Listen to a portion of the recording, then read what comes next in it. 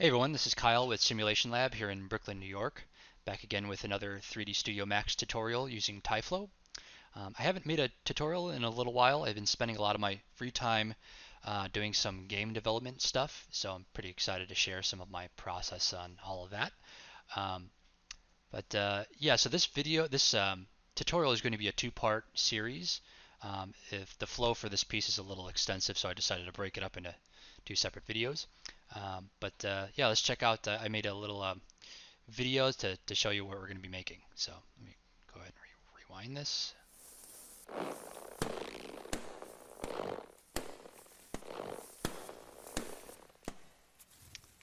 So the goal of this video series is to create this procedural butterfly effect where they have these bombs that drop and explode and butterflies come out. The butterfly bombs, right? I don't know. So there's a lot of stuff in here that you could use for other things, not necessarily butterflies, but you could do whatever you want. You can have um, actors explode out of other actors. That's the primary goal of the video series. So this is the flow. Like I said, it's a little extensive. So the first part of the video series, part one, we're going to be focusing on creating the butterfly. So we're going to model that and rig it with some bones and apply an animation to it and create it as an actor. And then in the first part of the video series, we're also going to be setting up a little test flow to get the butterfly flight working the way that we want. Um, and then in the second part of the video series, we're going to be creating the bomb actor, which is a separate actor. And basically it's just a physics shape, and then we convert it to cloth, and then it inflates. When we have some particle effects for the burning wick, and then it explodes and then spawns the butterflies. So pretty excited about this video series. Let's jump into the first part. Okay, so part one of this tutorial, we're going to be finishing up our little butterfly model that I started here. And I'll show you what I did to set this up. It's super simple. Um, we're going to be tossing in a couple bones and rigging it up with a skin modifier. And then we're going to set up our TyActor and then create a little test flow to see how things are looking after we animate the butterfly a little bit. So yeah, let's jump in. So basically what I did is I just created a simple plane um, with two segments, and I created a little butterfly body out of like a stretched out sphere and a couple other spheres and a spline. You guys can do whatever you want for the body itself, or not have a body at all. It doesn't really matter. I just did it for like a little extra realism, but from far away, you're not going to see too much detail on it. You can probably see the butterflies from about here in the animation. So it kind of just depends on how much detail you want to pack into it. Um, if you have some really close-up shots, you might want to spend a little bit more time on the bug body. But for this purpose, this butterfly body is going to look pretty good. So if I turn my grid off, all you see is there's the plane for the wings is just one single plane with with one edge added in the middle. Um, so it's pretty simple. And I'll go ahead and hit G to turn my grid back on. And the plane itself is, I think, so I'll go ahead and delete this stuff, is 4.5 by 6 inches wide. Um, and what I did for the material is I just created a multi-sub-object material because we're going to be using that later to populate different wing uh, textures, and having them sort of like randomly populate the different butterfly textures. So texture number one is just the black um, material for the body. So in the edit properties, so go ahead and delete this. In the edit properties, I'm sorry, in the edit poly modifier, I'm just going to select element, and I select everything, and I'm going to choose set material ID to 1. And that's going to give me my little body material on that guy. And so in our plane here for the wings, I'm going to go and put on another edit poly modifier on here. And I'm going to select faces. I'm going to select everything, and I'm going to set the material ID to 2, which will correspond to our butterfly materials multi-sub object here. So okay, cool. So now that we have that set up, let's do a little bit of work on the bones. So in our create panel, under systems, create bones, and we'll go ahead and turn on our uh, toggle, the snaps toggle. Right click on that and we'll make sure grid points is the only one that's selected. So I'll just put that on. It just makes it a little bit easier to draw bones in. So snap that there, right click, and we don't need this extra little bit at the end. That's important if you're rigging a character using the physique modifier and you want to have more defined control of the bones, but we don't really need that for this example. So we got that one set up, and I'm just going to go ahead and create another one. Oh, so if you try to create a bone at the end, it's just going to automatically try to populate at the other end of the currently created bone. So I'll just create it over here or something, and we'll move it in place because we don't need them to connect. All right, cool. So get rid of that, and then I'll just go ahead and zero this guy out. Perfect. So both of those are snapped to the center. Basically, I just zeroed everything out. Um, Depending on where you want your body, I might just keep that a little bit, yeah, something like that. I don't know. Um, Great. So now we have that. What I might do is let's select these. That's probably good, but what I'll do is maybe make this a little wider. 1.5. Make these both 1.5 inches. Um, Real quick, I forgot to go over this at the beginning, but I set up my units to be US standard inches, decimal inches, and the system units are just 1 unit equals 1 inch. And if you want to adjust the spacing of your grid, you can right click on snaps toggle, and in home grid you could set this to whatever you want. So you could set this to be 2 inches, 10 inches, or I just set it to an inch. So yeah, so everything lines up and everything's looking pretty good. We got enough sort of thickness to our bones to where if we did want to do some kind of physics collision in TyFlow later, we could do that and collide against these bones. Um, yeah, so okay, now that we have that set up, let's do our skin modifier. So we'll set up we'll skin the bones here. So before we do that, we'll go ahead and add our bones. And before we do that, before we do that, we'll go ahead and link our bones to the body object. So go ahead and select and link, and scroll over one of your bones and click and drag onto your body. And click and drag on your body. If you don't want to use a body, you could use just a helper, like a dummy object. It could be anything you want, just as long as it's something to link the bones to. So when you move the body, the little wing bones follow. And now we're going to do the same thing basically with the skin modifier on our wing. So we'll click back on our wing plane under our skin modifier. We're going to go ahead and add our bones. So under select bones, we'll drop down our body object. We'll select bone 1 and bone 2. Hold shift and select both of those. Hit select. Perfect. And we'll click on bone 1 for now. We'll do edit envelopes. And we'll go ahead and select vertices. And I'm going to uncheck envelopes and cross sections because we don't need that stuff. And what I'm going to do is select all of these vertices.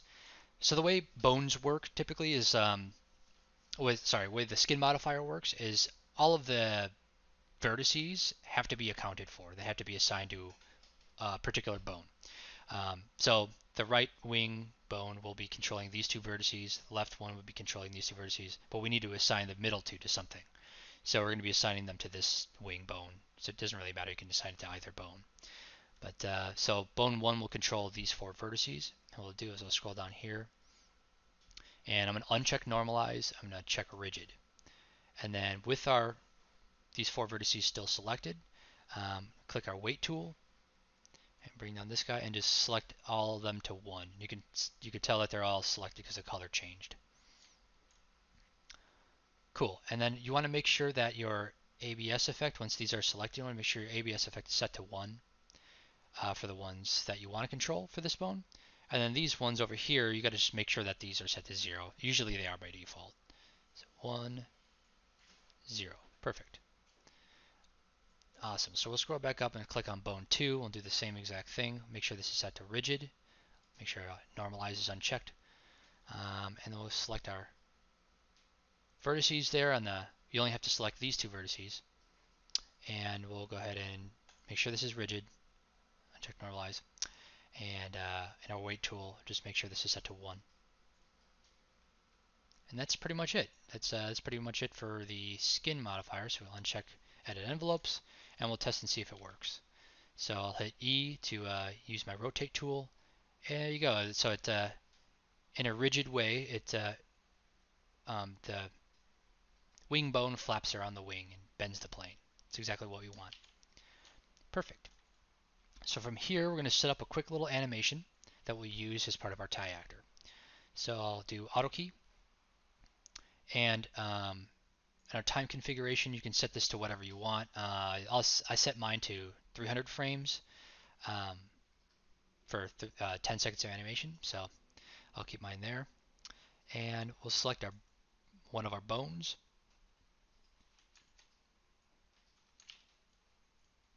Actually, what I could do is probably, yeah. So what we'll do is select both of the bones and click and in your coordinate system dropdown, you could do local, and just drag over to like 10 frames or something, and make sure your angle snap is set up, is enabled, and we'll go ahead and I'll do like -45,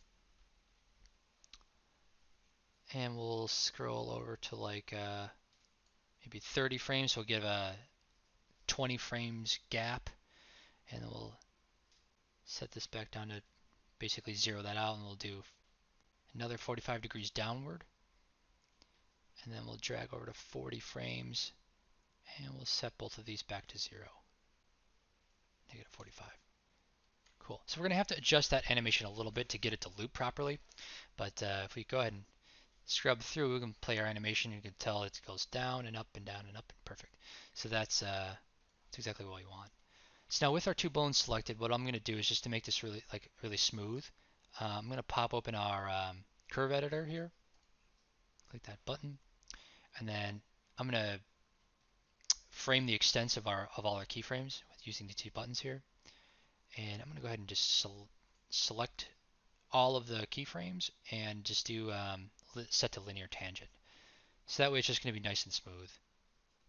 Like as soon as it gets to the top, it'll stop, and you can adjust that too if you don't want it to look like that or whatever. But yeah, so that's our little 40 frame animation, and you can always adjust the timing of the animation play out in TyFlow. Okay, so under our Create tab, we'll go ahead and create our TyActor object. So under the helpers, under TyFlow, go ahead and click TyActor, and drag a TyActor component out in your scene, and I'm just going to zero that out. Cool. Under Actor Rig Nodes, we're going to pick our plane, and we're going to pick our body object. And one thing we're going to have to do, well, okay, so first what we'll do is we'll go ahead and add our animation sequence just while we're here. And I'm just going to call this fly. And we know that our animation sequence is 0 to 40 frames. So back in our TyActor, click here. So set our fly animation to be 40 frames. Awesome. So that's really all we have to do with the TyActor. But now that we have that set up, one thing I do want to do is in the body, I'm going to toss on a TyProperties modifier on the object itself. And this is going to allow us to isolate the body from the bone objects. So in our flow, when we go to render this out, you're not going to be able to hide the bones for the wings without hiding the body. So this is one way to isolate that and render it separately. So in our simulation groups, I'll set the body to be simulation group 2, and then we can filter that later in TyFlow and make sure that's rendered out and the wings, wing bones are hidden. Okay, cool. So now that we have that set up and we have our animation added here for our TyActor. We'll go ahead and we'll start up our little test TyFlow. The TyFlow, we'll drag out a TyFlow object already in the scene, and then open the canvas panel. Let's put that over here. Cool. And then you know what? Before we jump into that, I'm just going to go ahead and create like a dummy object, like a sphere or something, so we can use that to birth our butterflies, so we can see them. So it doesn't really matter what it is. You can use a box or sphere or whatever. And do under right-click and do Object Properties, uncheck Renderable, and check Display as Box. Cool.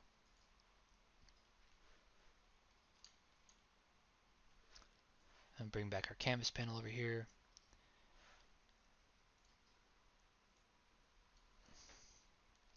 All right, cool. And what I'll do is I'll birth start frame and end frame at 0, and we'll just do like 10. Oops, do like 10 butterflies for now. Right. And we'll go ahead and check on display geometry just to see what we're looking at. And then we'll do position object, and we'll pick our sphere. And for now, we'll just keep a location as faces, so just kind of randomly populated on the faces of this little sphere here. So that'll work fine for our test.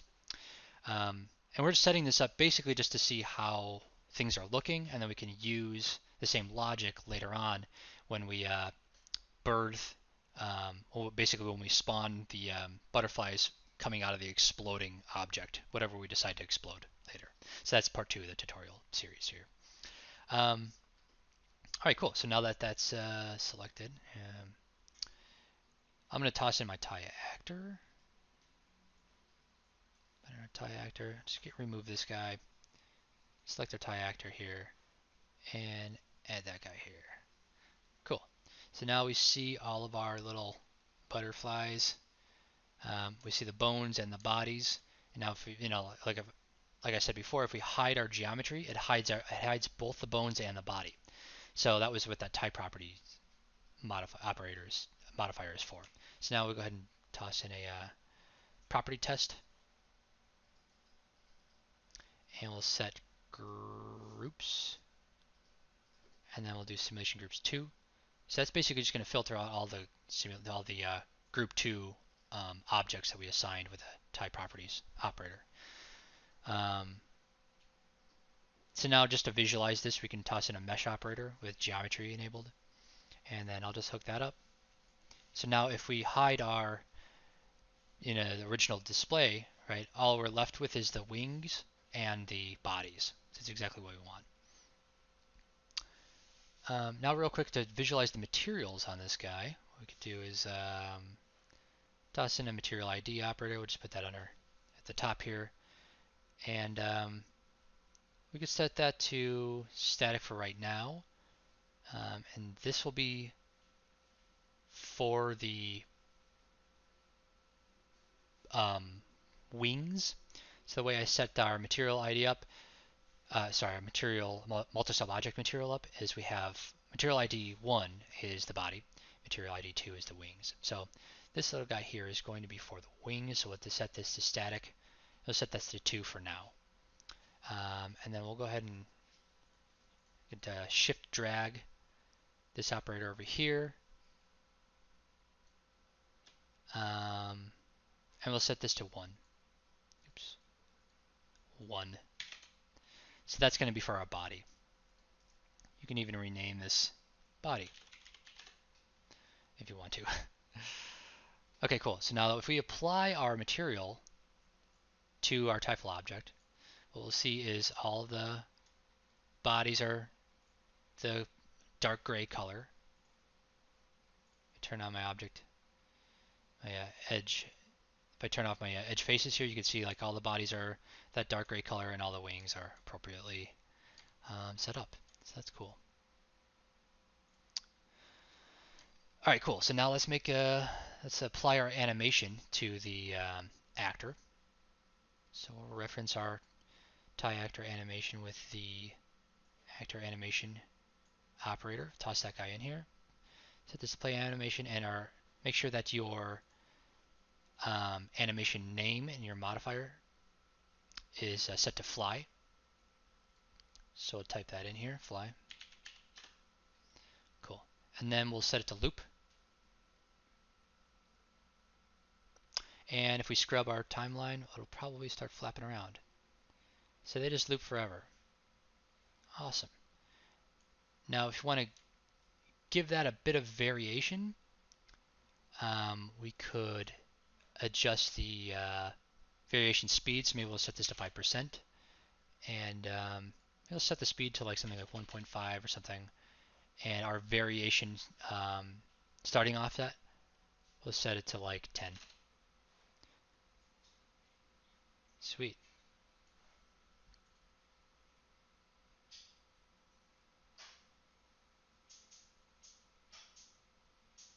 That looks pretty great. So we'll set it down to like 1.2. And again, this is all stuff that you guys can tweak. So from here, what I'm going to do is just give a little bit of a movement just to kind of test and see how like the movement's going to work for before we jump into the part 2 section of the tutorial here. So what I'm going to do is maybe just add in like a simple force. So toss in a force operator there, and maybe I'll give it like a little bit of like a Perlin noise. So something like 2.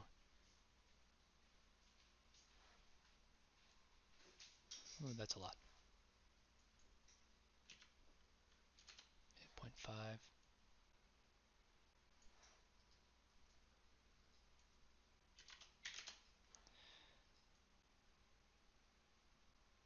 Cool.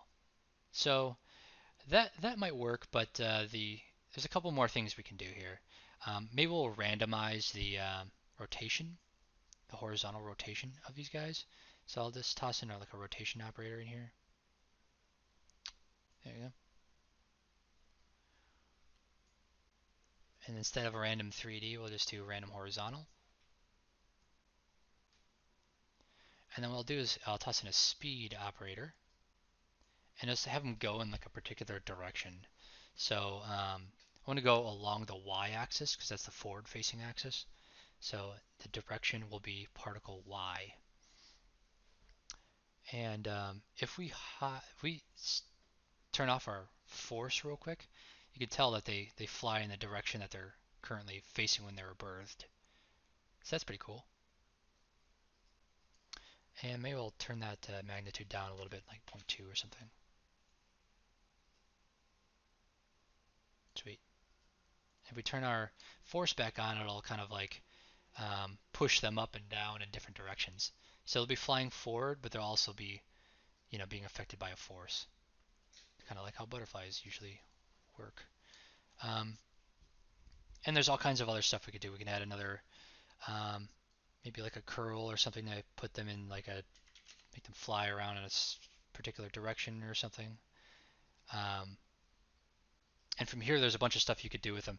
I think ultimately what I probably want to have them do is maybe just like, float around and fly away in the animation, but you can have them swarm. You can have them attract toward a particular object or something.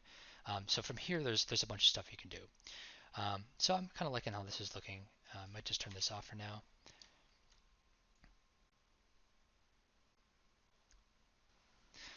Okay, and the last thing I want to cover in this part 1 video of the 2-part tutorial series on this is randomizing the butterfly wings a little bit. So I have a couple different textures that I've created. And these textures are just stock images that I found on Google. And obviously I'm not using this for commercial purposes, so you know, basically what I did is I just created a series of so I have like 3 different textures that I found, and I popped them into Photoshop. They were just PNG images, and I created a little opacity map. So this is the RGB color image, and then I just basically, if you're familiar with Photoshop, just kind of like control click on the main map here, the main texture there, and just did a white fill. So if you're not totally familiar with how opacity maps work, white is what you want to keep and black is what you want to remove out of the image. So I just went ahead and created these little opacity maps there. So I have 3 different textures set up, so we'll go ahead and reference these in our multi-sub-object material. So I'll go ahead and click and drag and put a copy down here for this bug1 body. I'll just name that bug2. And then in our diffuse map, I'm going to choose maybe our pink butterfly. Sure. And then in opacity map, real quick, I'm just going to choose his opacity map. And we might as well go ahead and add our third as well.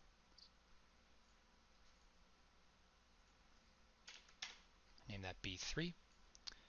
And in our diffuse,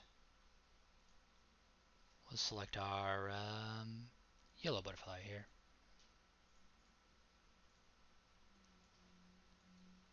Choose the correct opacity map. Cool.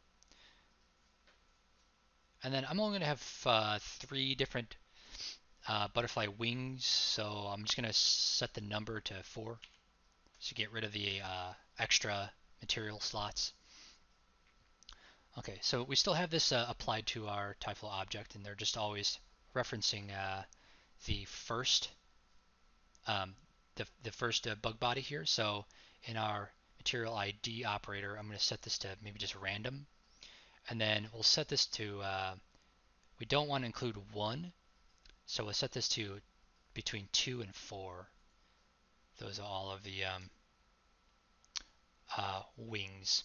Okay, so I just had to set my random material between 2 and 4, and then the all the wings showed up. So now we have randomized wings, some randomized wings going on, and all of our bug bodies are still the dark gray material. It's set to material ID slot. So now we have our butterflies flying around in a procedural way, which is really cool, and we're pretty much ready to jump into the next part of the tutorial series.